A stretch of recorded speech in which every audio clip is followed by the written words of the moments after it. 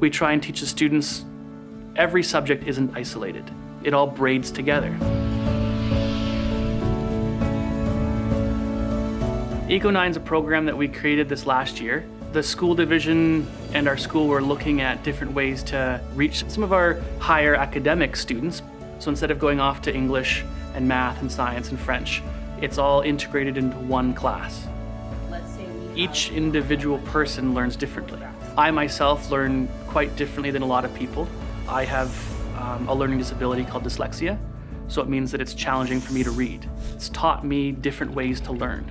So here in our class, we don't just read out of a textbook, we don't just do lectures, we do as many different ways that a student can learn something, just to try and meet the needs of different students. It's basically hands-on learning.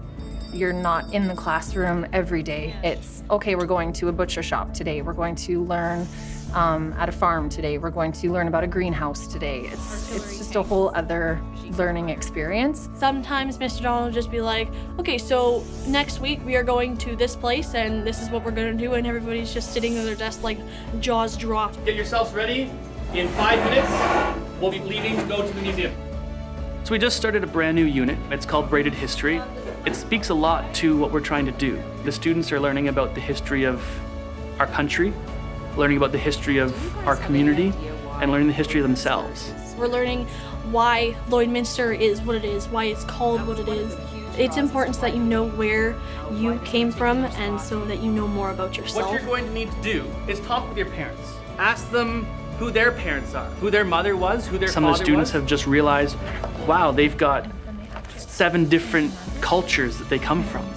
I think it's extremely important for everybody to know their history, to know their culture or cultures that they come from. Because, well, that's who you are. That's what's created you. That's what's brought you to this point.